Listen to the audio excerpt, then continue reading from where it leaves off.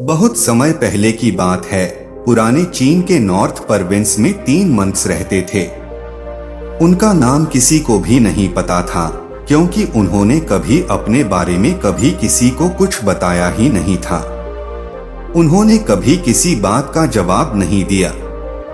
चीन में बस उन्हें 3 हंसते हुए भिक्षुओं के नाम से जाना जाता था।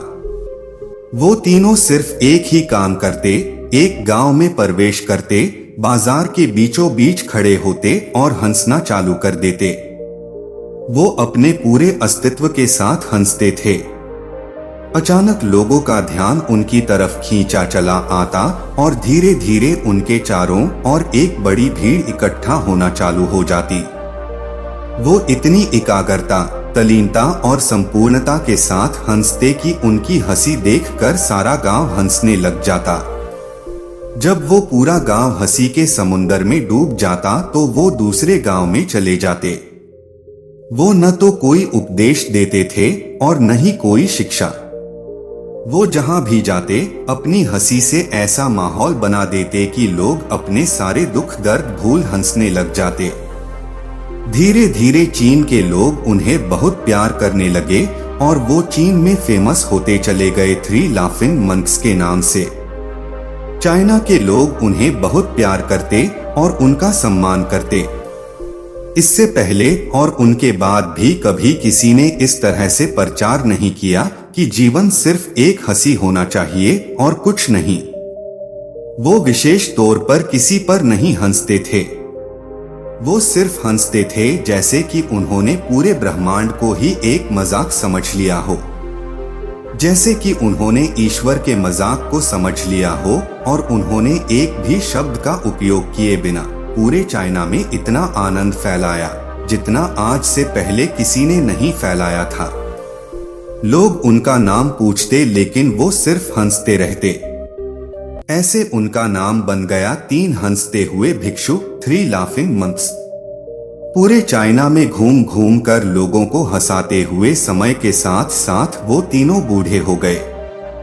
एक रात जब वो एक गांव में ठहरे हुए थे तो उन तीनों में से एक भिक्षु की मृत्यु हो गई। पूरा गांव सतत रह गया। पूरा गांव बहुत ज्यादा उम्मीद कर रहा था कि जब उन तीनों में से एक की मृत्यु होगी तो बाकी के 3 जरूर रोएंगे।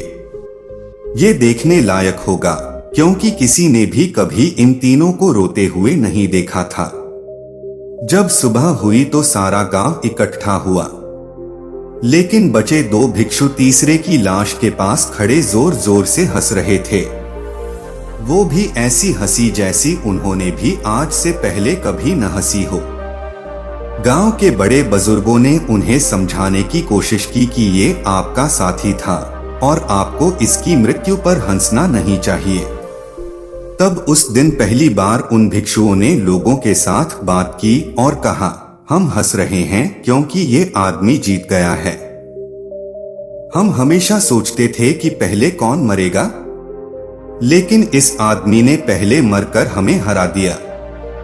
हम अपनी हार और इसकी जीत पर हंस रहे हैं। ये कई वर्षों तक हमारे साथ रहा। हम साथ हंसे, एक दूसरे की मौजूदगी, उपस्थिति का आनंद उठाया। इसे अंतिम विदा देने का इससे बेहतर तरीका और क्या हो सकता है। हम केवल हंस सकते हैं। लेकिन पूरा गांव उदास था। मृत भिक्षु के शरीर को अंतिम संस्कार के लिए चिता पे लेटाया गया। तो पूरे गांव को एहसास हुआ कि ये 2 भिक्षु केवल मजाक नहीं कर रहे थे। वो तीसरा जो मृत था वो भी हंस रहा था। चीन में ये प्रथा थी कि जब एक आदमी की मौत हो जाती थी तो उसके पुराने कपड़े उतारकर उसे नहला धुलाकर उसे नए कपड़े पहनाए जाते थे। लेकिन उस भिक्षु ने अपने साथियों को उसके कपड़े न बदलने के लिए कहा था। तीसरे भिक्षु ने कहा था कि मुझे स्नान मत करवाना, क्योंकि मैं कभी अशुद्ध हुआ ही नहीं। मेरे जीवन में इतनी हंसी आई कि कोई अशुद्धता जमा ही नहीं हुई मेरे अंदर। मैंने कोई धूल जमा नहीं की है। हंसी हमेशा जवां और ताजा होती है। इसीलिए मुझे नहलाकर मेरे कपड़े मत बदलना। जब तीसरे भिक्षु के शरीर को आग लगाई गई तो गांव वालों को पता चला कि उस भिक्षु ने अपने मरने से पहले अपने कपड़ों में कुछ चीनी पटाखों को छुपा कर रखा था, जो आग लगने के बाद फटकर आसमान में रंग बिरंगे कलरों में फैल गए। ये देखकर एक बार पूरा गांव जोर जोर से हंसने इस तरह से वो तीसरा मंत्र मरने के बाद भी सारे गांव वालों को हंसा गया।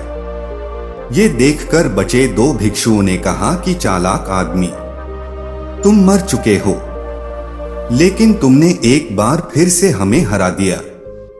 तुम्हारे द्वारा गांव वालों के चेहरे पे पैदा की गई ये हंसी आखिरी हंसी थी।